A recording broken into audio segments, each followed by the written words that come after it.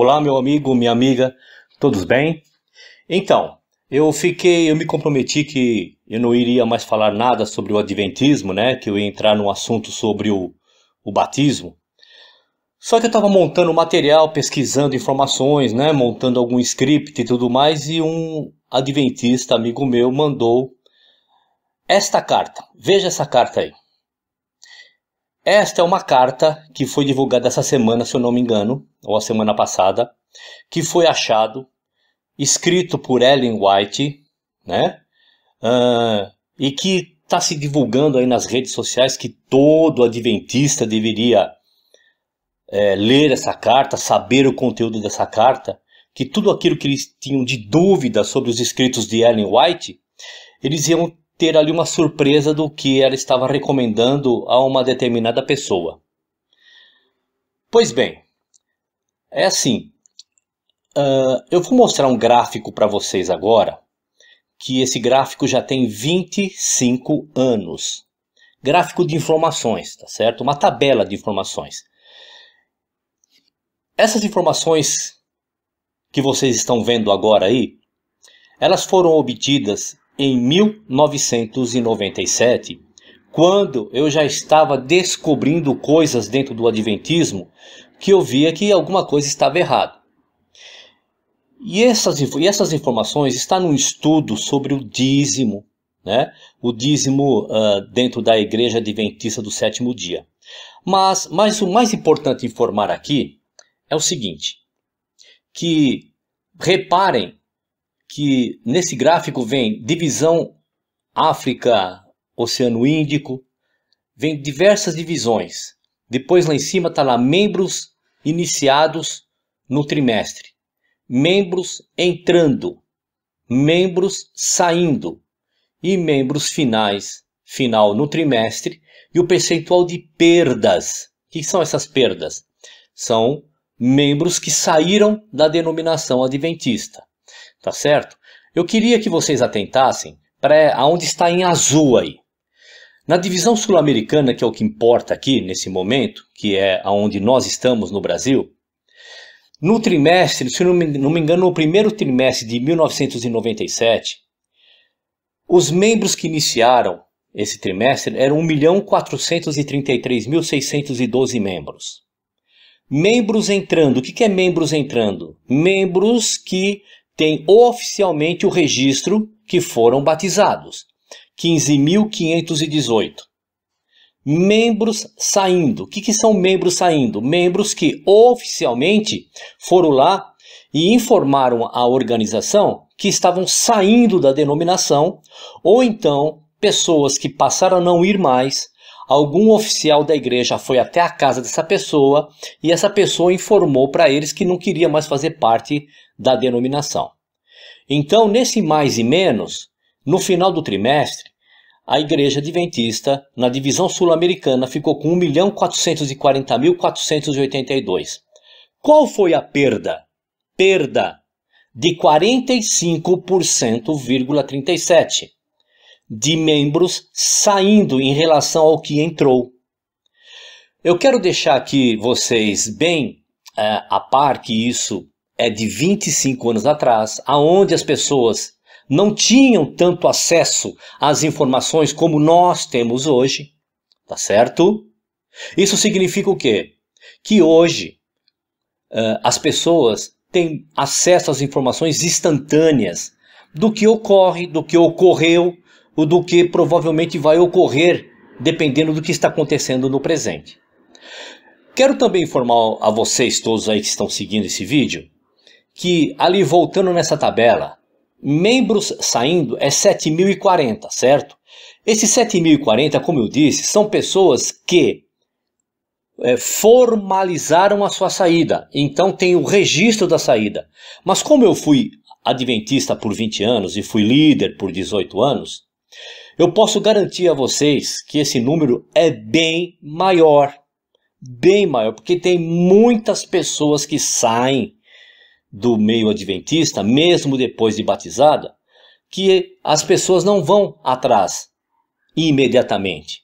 Demora tempo. Às vezes demora até 1 ou 2 anos para as pessoas irem lá, os oficiais da igreja, e perguntar para a pessoa se oficialmente ela quer sair da igreja. Então esses 7 mil ou 45% de saída, de perda de membros, é bem maior naquela época. Então imagine hoje, e eu posso garantir vocês que hoje a demanda das religiões é gigantesca. Desculpa, a palavra não é demanda, a demandada ou a saída, né? Ou as pessoas se desligando das denominações religiosas é gigantesca. E em particular no adventismo também é muito grande.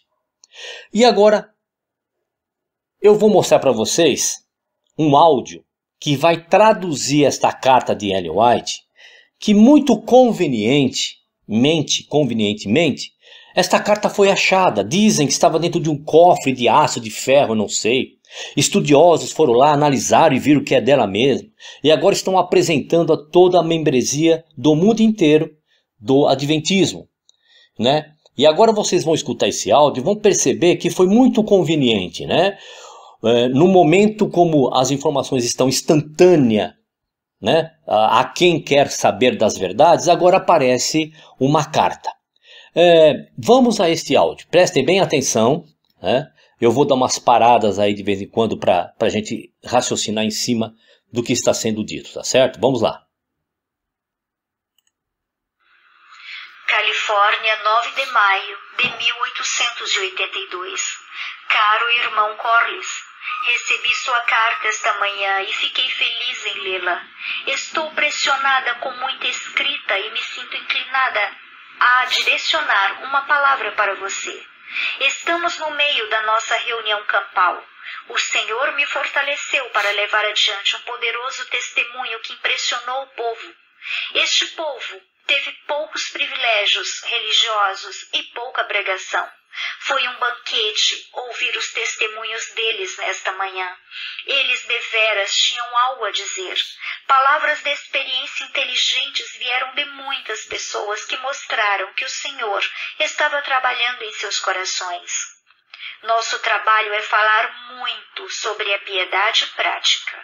O grande perigo de nosso povo, que teve grande luz, é não apreciar os privilégios e oportunidades como bênçãos de Deus do mais alto valor. Vamos parar aqui. Então primeiro veja que ela diz que o nosso povo já tem uma segregação, né? Nosso povo com o resto. Teve privilégio de uma luz. Que luz é essa? Está falando dos seus escritos, escritos de Ellen White. Tiveram o privilégio de ter esses escritos. Vamos continuar para ver o que ela menciona nessa carta. Os discípulos não apreciaram o alto privilégio de ter Jesus em seu meio, até que sua bênção fosse removida deles. Então, sentiram a falta de Jesus. Eles não sabiam o que ele era para eles, até que fosse tarde demais.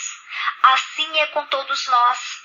Não conhecemos nem apreciamos o dom salvífico de Deus à luz das oportunidades que ele nos concede. Se os testemunhos de seu Espírito fossem valorizados como a voz de Deus aos homens... Vamos parar aqui, olha. Se os testemunhos de Deus fossem dados aos homens, fosse ouvido, o que ela está dizendo aqui? Nessa carta aqui, ela está dizendo que as pessoas não estão dando crédito para o que ela escreve. Vocês já viram nos vídeos anteriores. Se você não assistiu ainda sobre os plágios de Ellen White, como o adventismo apareceu, os escritos e orientações de Ellen White, né? As advertências dos pioneiros para ela, vá lá e assiste. Então ela aqui já está dizendo, né, que os escritos dela deveriam ter sido levados a sério. Né? E aí começa agora, nas entrelinhas dessa carta, outro terrorismo espiritual de Ellen White. Vamos lá, vamos continuar. Em advertências e em conselhos de repreensão, nosso povo não seria tão frio e morno como é hoje. É a incredulidade crescente nos testemunhos do Espírito de Deus. Veja, ela está dizendo que é a incredulidade crescente no que ela escreveu. É disso que ela está falando, os escritos dela. O testemunho, quando ela diz, são os escritos dela. Então veja que lá na época, já há muito tempo, como nós vimos nos vídeos, Não, ela foi muito advertida. Muitos pioneiros disseram a ela: Ellen White, não faça isso. Ellen White, não faça isso. Ellen White, se for fazer, dê crédito, mas não faça. Então foi caindo em descrédito, né? Vamos lá. Que deixa as pessoas na escuridão. Consideremos este assunto. É esta a voz de Deus. Ele expressou sua vontade. Ele avisou sobre o perigo. Ele apresentou ao seu povo o que eles devem fazer e o que eles devem ser para serem salvos. Mas as pessoas não prestam atenção. Alguns que professam ser líderes, explicando as Escrituras, são indiferentes à palavra de Deus como se ela fosse barro. E se eles tratarem os testemunhos com desrespeito, quão mais fácil será essa incredulidade? Veja, primeiro ela diz que para ser salvo tem que crer nos testemunhos dela, né? E agora a incredulidade, ela sente o peso, né, das pessoas quando vai falar do, não lógico nos púlpitos, né, da época, mas fora dos púlpitos, o peso é muito grande. A pressão que é exercida sobre ela é muito grande para que ela fosse honesta. Vamos continuar. E esse desrespeito será feito do que a genuína fé. E por quê? Porque o coração natural está em harmonia com esta incredulidade.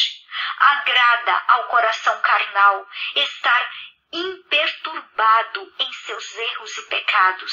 E se eles podem encontrar a menor desculpa para desmerecer o valor desses testemunhos, eles se sentem mais à vontade em sua indulgência egoísta. Oh, quão fácil é um pequeno punhado de fermento de incredulidade fermentar a massa. Espalhar esses testemunhos é de fato a vontade de Deus para o povo. Então, como podemos considerar o trabalho e a influência daqueles que reconhecem a voz de Deus nos testemunhos que viram, mas que arregimentaram o coração contra eles? Cuja voz nunca é ouvida entre o povo, instando-os a dar atenção à luz do trono de Deus. Como o trabalho deles ficará no julgamento? Quantos têm esses ministros influenciado para não darem ouvidos à voz de Deus? Vamos lá. Veja que ela está dizendo que muitos têm influenciado para que as pessoas não deem ouvido à voz de Deus. A voz de Deus, o que é? Os escritos de Ellen White. E veja que nessa carta, ela já começa fazendo o quê? Né? Fazendo esse terrorismo sobre salvação, sobre perdição, sobre se afastar de Deus. Vamos lá, vamos continuar. Porque sua obra é de tal natureza que teria sido melhor para o povo de Deus no final das contas se sua voz nunca tivesse sido ouvida como um vigia sobre os muros de Sião. O povo colocou maior confiança em seu próprio julgamento finito do que nas palavras que Deus envia. Vamos lá, então ela está criticando as pessoas, né, que simplesmente disseram assim: não, eu não acredito no que o Ellen White está escrevendo como sendo inspirado por Deus, porque eu li isso em outros livros. Se você já assistiu toda aquela série do Adventismo, você viu isso. Então ela está condenando, né, ela está criticando as pessoas que estão sendo honestas, dizendo: eu não creio, né, no que o Ellen White escreveu como sendo inspirado, porque isso vem de outras fontes. Vamos continuar.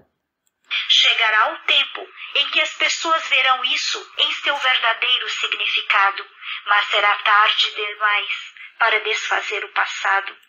Veja, ela está dizendo que haverá o tempo onde as pessoas vão reconhecer que tudo que ela escreveu é de Deus, é a voz de Deus, mas o quê? Olha o terrorismo aí espiritual, psicológico, mas será tarde demais, né? Vamos lá. Eles cobram desses ministros a perda de suas almas.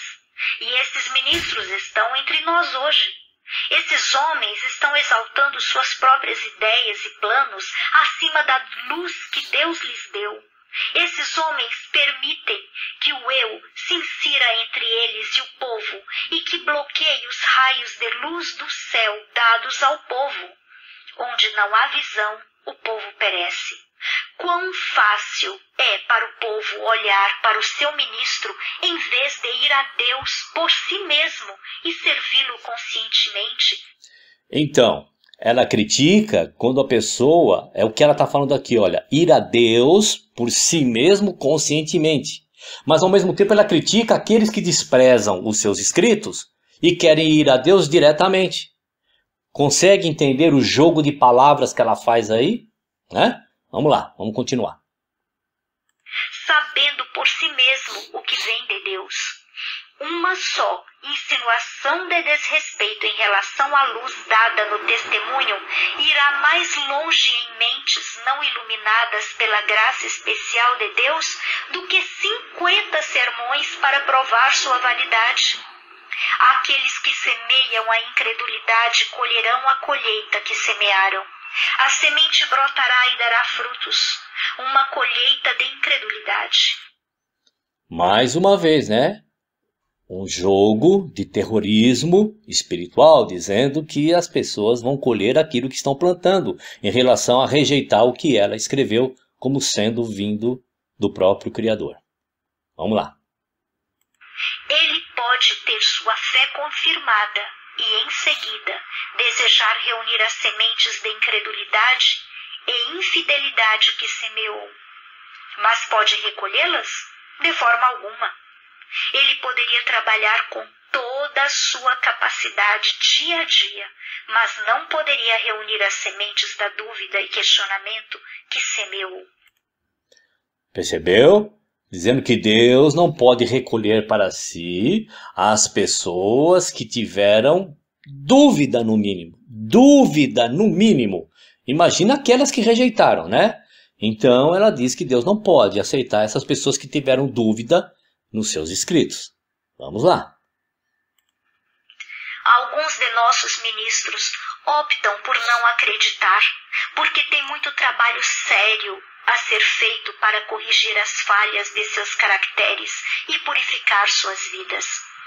É muito trabalho.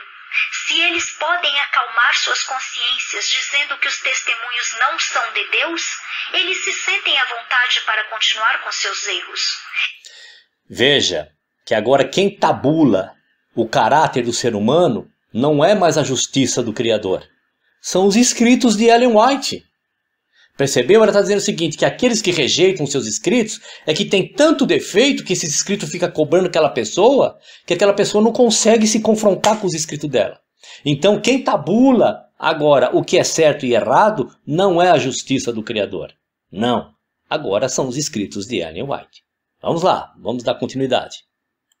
Eu lhes digo que há uma licenciosidade em nossas fileiras que é medonha. Há falta de virtude e honestidade. Apenas destrua a confiança das pessoas nos testemunhos do Espírito de Deus e veremos um estado de coisas tão desmoralizado que não sonhamos pudesse existir. Muito bem. Ela finaliza então dizendo o seguinte, que vocês então tirem das pessoas a crença nos testemunhos e vocês vão ver as consequências. Né? Deixando claro aqui, já estou finalizando esse vídeo porque eu estava preparando outro, deixando claro aqui o que? Não é para tirar a fé em Ellen White de jeito nenhum. Não é para tirar a fé na tua denominação, no teu pastor, no teu ancião, não. A Constituição brasileira me garante a minha livre expressão de pensamento. Então, eu particularmente, se esta carta for verdade, se esta carta for verdadeira, porque eu não entendi no mérito que me parece que ela está escrito em esferográfica, e me parece que nesse ano aí que ela escreveu essa carta ainda não existia caneta esferográfica, mas eu não vou entrar nem no mérito dessa questão, tá certo? Então, como a Constituição me garante externar o meu livre pensamento, condicional se isso for verdadeiro, que eu particularmente não acredito, mas se for uma carta original dela, isto, colocando todas as informações que nós temos sobre o Adventismo e Ellen White, só corrobora com tudo aquilo que a gente vem falando até hoje.